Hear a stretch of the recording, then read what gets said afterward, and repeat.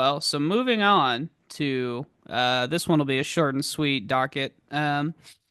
Immigration. So as everyone has been seeing, there's been pretty overt stretches of the executive branch's efforts to meet the deportation numbers that they want to meet, right? The problem, and I'm going to try and steel man it here, Darren, you let me know, but the problem that they're having is that they can grab and round up people and hold them in detention centers as much as they want. But in order to actually execute a deportation the way you're supposed to, they don't have enough judges to carry out more than maximum 3 million deportations during his term. And so what they're, you know, thinking about doing is suspending due process for all illegal undocumented immigrants. And what they hope that this will do was it'll basically fast track their ability to deport immigrants. And a new strategy that they're trying to go with is they're trying to deport these immigrants from America instead of their home country to an entire several continents away. Like I'm sure you saw, they're considering sending these people to Libya. Oh So, yeah. And it's um, funny because I heard that since Libya is basically a failed state, there are actually like competing factions for for who's in charge. And I think neither of them had signed on to this. So yeah, no, like no, neither of the two. that's the most hilarious part. Is I want to say it was Marco Rubio who announced this. He said, "Listen, the further we can get these people away, the better. Like we've got plans with Libya right now." And the problem with saying that is, like you said, Libya is a failed state. There is no official government, right? Like Yeah. there are at least minimum two governments in Libya, right? So we are dealing with and both of them, when asked, "Hey, are you talking with the Trump administration about hosting uh, undocumented immigrants here?" They go, "What are you talking about?" Like they have no idea what the heck. Yeah. Um, but I do think it's funny. So when Donald Trump is asked, he's doing an interview, and they ask him point blank, "Hey, can you do you think you can suspend due process?" I'm not a lawyer. I don't know. I mean, that's his answers. I don't know. I'm not a lawyer. Here, I mean, I'll just go ahead and play the clip. Secretary of State says everyone who's here, citizens and non-citizens, deserve due process. Do you agree, Mr. I President? don't know. I'm not a lawyer. I don't know. Well, the Fifth Amendment says I don't know. as It might say that, but if you're talking about that, then we'd have to have 1 million or 2 million or 3 million trials. We have thousands of people that are some murderers and some drug dealers and some of the worst people on earth. Some of the worst, most dangerous people on earth. And I was elected to get them the hell out of here, and the courts are holding me from doing it. And then Stephen Miller comes up, and Stephen Miller says, well, the Constitution is clear, and that, of course, is the supreme law of the land, that the privilege of the writ of habeas corpus can be suspended in a time of invasion. So I would say that's an option we're actively looking at. Look, a lot of it depends on whether the courts do the right thing or not. At the end of the day. and now, Darren, you can't possibly support suspending habeas corpus, right? Like that's got to just be bonkers, right? Like even for you. I have mixed feelings, but Oh, come on. my instinct, yeah, I know, yeah, this will rile you up a little. Majority of my instinct is that I'm okay with it. My fear though, is that in the hands of the current administration, they're gonna do things in a not so based way. So I think what I really worry about is all this, like, it'll just be used to further crack down on the Palestinian protester types. And, that's something that I totally oppose happening. No, dude, you're thinking too small here. Trump is trying to get deportations to like 10 million. There's not 10 million Palestinian protesters. Like you're thinking, I mean, he's Well, not just going to use the suspension of habeas corpus for, Palestinian protesters, right? Like he's going to be using this for innocent illegal immigrants. Like I get that. I get that it's a really small pool of like foreign national Palestine protest attendees. That's just one of the side effects I worry about. In fact, what you listed, I'm actually more okay with in terms of just rounding people up and sending them out. I With mean, no trial? I think there can be like do you speak English? Okay, no, okay, then bye bye. Darren, under what circumstances would you ever say it's actually okay for the executive branch to like basically just round up whoever they think is foreign? And if you can't prove on the spot that you're an American citizen, then they can throw you out of the country without a trial.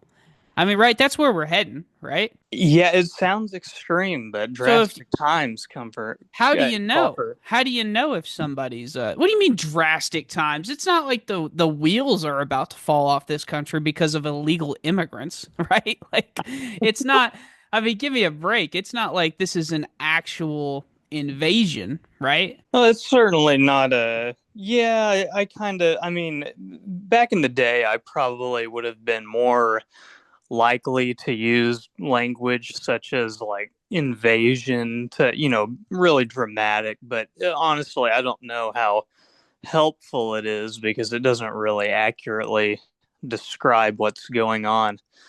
Uh, you know, I don't think it's an invasion, but if they can, in a Machiavellian fashion, or cynical way, say it is if they can claim it's an invasion and if it can hold up, then I'm okay with if it works, I'm okay with them calling it that to get what they want. Well, that's just absolutely ridiculous. I mean, you're risking, there's no this has only been, used what, four times in the entire history of the United States, and you're gonna what, use it now because what, the process is too hard?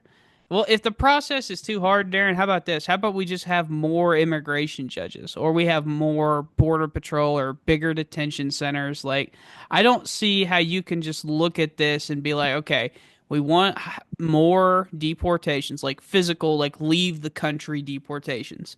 And but there's a lot of like structural things blocking us. Okay, how about we just ignore all of those? How about, like you can't there would be no such charity given to a Biden administration if he were trying to do something you didn't like, right? You would be like, hey, look, Article 2, Section 7, paragraph B, it says you have to go through this and this. You would not allow for such a thing. You know Well, what I mean? if it was something I didn't like, then I would try to weaponize the law against them. But I'll if it's something I do like, I'll try to circumvent the law. Well, here's sort of my beef. We're trying to weaponize the law against Trump, kind of beat them with their own stick because it never fails. When anytime anything progressive gets done, they're going to take it to the Supreme Court, and they're going to hope that the Supreme Court is going to use the law to overturn whatever. Think the student loan forgiveness, right? That's the textbook. That's the roadmap, right?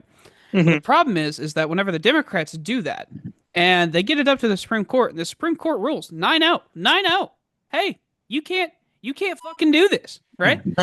And, and then Trump goes, "You and what army's gonna stop me?" You know what I mean? Like we're not bringing this dude back. Get the hell out of here, and if that's not, and I don't like to use this word because I think it's kind of larpy and cringe, but like it's that. I mean, that's tyranny, right? The judicial branch exercises a check on the executive branch, and the executive branch ignores it because there is no mechanism for the Supreme Court to carry out their authority other than just the honor system. That's the scary part. I don't know. I guess I'm just so like instinctively, I'm more inclined to kind of favor autocracy. So Oh my I God. I mean, I see this kind of as a move in the right direction almost.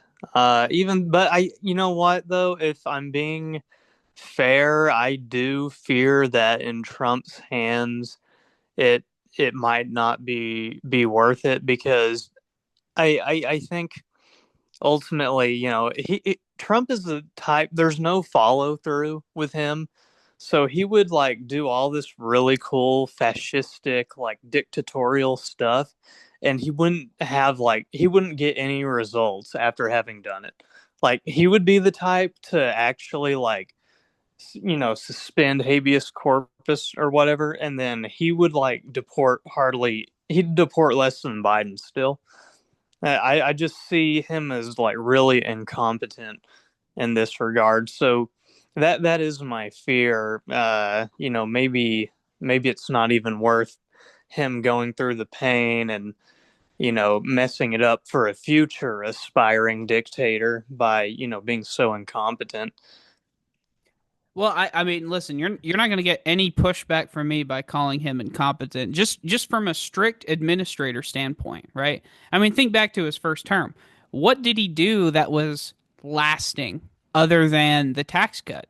I mean, nothing, right? I mean, he didn't. Oh yeah, no, nothing I can think of, and There, pretty much almost everything he did, I would probably say it was fairly negative, to be honest. So right, and I mean, you got to think, like Obama had Obamacare, and even Biden had the Chips and the Science Act, which hopefully we get at least some of that. And honestly, the American Rescue Plan wasn't, that terrible. But listen, so I understand you're saying that, like, listen, even if he did do this, he's too incompetent to actually do anything. But you got to keep in mind, much of our entire like structure of our government is based on just norms, right? So basically, I call it the honor system, right? Like, Mhm. and Trump has no care for any of these. He invoked the Alien and Enemies Act because he was like, "Oh, these judges might not hear these dudes' trial for a year. Yeah, I'm just gonna kick them out of the country right now." Like that's dangerous. All right, you shouldn't do that, right? You got to give these people a trial. All right, you got to go through. And listen, if you want more judges, I'm sure a Republican majority Senate would be happy to give it to you. You know what I mean? Like, I You just would think, and I think they probably could get it. So I think before like any really crazy action is taken, they should try to do it the best way, the most legal way, get more judges, get more ICE funding, whatever. But ultimately, when that doesn't work or produce the results that they want, I'm not entirely opposed to the suspension of habeas corpus. that is so nuts. That is so nuts to me. Yeah, I will say though, honestly though, like Trump is so incompetent that I almost my my my gut feeling though is that if he actually did do that, while it would be kind of cool, kind of based in the moment, I think he's just so incompetent that it would actually just make things worse, because you know I just don't I just can't see him actually getting the deportations all that high. I think deportations would remain relatively low, and I think it would be all for naught, basically. So I'm kind of ambivalent on it, mixed feelings. So basically, you're all for it. You just think that he's too stupid to actually carry out the authoritarianism. That's what you're saying. What Yes. a what a Yeah. what a statement. I mean, listen, I appreciate that you at least had the courtesy to dress it up in icing and, all sorts of, beautiful things so that way it didn't make you sound like a maniac, right? At least I have that appreciation. Not like the the chief of staff Stephen Miller, who just flat out said, "Yeah, no, we're considering it. Like it's an option." Like it's unbelievable. Well, See, I don't know if, do you even think Stephen Miller is genuine, or do you think he just knows it'll play well on TV, it'll get him in the news cycle? To me, he's a bit of a grub worm. I don't like Stephen Miller. I've heard things. I'm gonna assume they're true, but basically he's really only in it for himself. I've heard, like behind the scenes type things, reports. You can't really like put too much faith in these, but it's like, if he's not going to be able to get credit for something, he doesn't actually want to go through with X thing. So I think he's really just in it for building up his public profile. Yeah, I mean, listen, there is a part of this that I think he's just out there just trolling a little bit, or he doesn't care. Like the outcome is not really that relevant to him, you know. Oh yeah. But I do think that this is also kind of like a, because he's writing the immigration plan. Like he was very prevalent about immigration in the first term, So I think this is the issue I think he cares about, even though it seems like Trump might get most of the credit. But I do think that he's trying to like issue a warning to the judicial system. It's like, hey, if you stop us, like we'll just completely undermine your power. That's what I think. And listen, it's a bluff. I want to be very clear. My estimate is that this is not actually going to happen. But I think the threat is enough. That excuse that it wouldn't happen would never fly with a Democrat. Nobody would ever accept that as a reasonable excuse. But Yeah. it's just, That's so funny though I mean it from definitely from your perspective, and like, or more so the Democrats at large perspective, like, yeah, that excuse just totally is not reasonable. But I mean, Trump really is just so incompetent that even if he did do all this yeah, that's the crazy best case scenario, right? The best case scenario is he's bluffing because like that's where yeah. we're at. Now, I don't want to spend too much more time on this, unless you've got something you're dying to say. Oh no, Um, I think we fleshed it out. I we've had some good laughs about this one, so we'll get to a bit of a more serious one, and I'll let you kick it off. But